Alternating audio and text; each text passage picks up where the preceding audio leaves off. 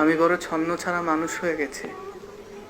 না নিজে কারো মায়া জড়াতে চাচ্ছি, আর না কাউকে মায়ের ডোরে আবদ্ধ করতে চাইছি। এরপরেও আবার বিব্রত মন খুব করে কাউকে পাশেও চাইছে। মন আসলে কি চাইছে আমি নিজেও জানি না।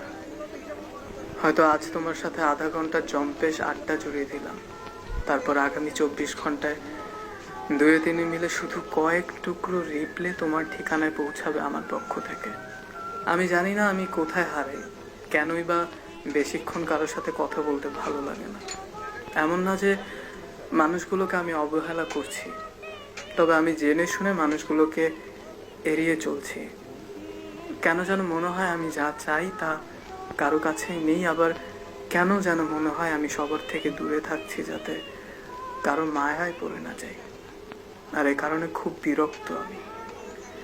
এই বিরক্তির কোনো সংজ্ঞা আমার জানা নেই, তবে সত্যি বলতে দিনের কিছু কিছু সময় প্রিয় সেই এড়িয়ে চলা মানুষগুলোকে খুব করে মনে পড়ে। তারপর তাদের কাছে আবার ফিরে যাই। ফিরতে গিয়ে দেখি তারা আমাকে আর আগের মতো মেনে নিতে পারছে না। অপেক্ষা করতে করতে সবাই ঘুমিয়ে পড়েছে। আমি কিনা বড্ড অবহেলা করে ফেলেছি তাদের, তাই কাউকে আর ডেকে তুলি না, কাউকে কিচ্ছু বলি না, কারণ নিজের কাছেই নিজেকে দোষী মনে হয়। তবে কিছু মানুষ আছে যারা আমার এই ছন্ন ছাড়া স্বভাবকে মেনে নিতে পেরেছে। ঠিক মেনে নিতে পেরেছে বলা ভুল হবে, এখন এসবে তাদের কিচ্ছুই যায় আসে না, এবং তাদের সেই পূর্বের আন্তরিকতা আমি হারিয়ে ফেলেছি। কিন্তু তাতে কী বা আসে যায় এখন? জীবনে আমিও তো বেশ কয়েকবার গোছালো হতে চেয়েছিলাম। মায়ার নদীতে সাঁতার কাটতে গিয়ে কারো কারো ছেঁড়া জালে আটকে গিয়েছিলাম।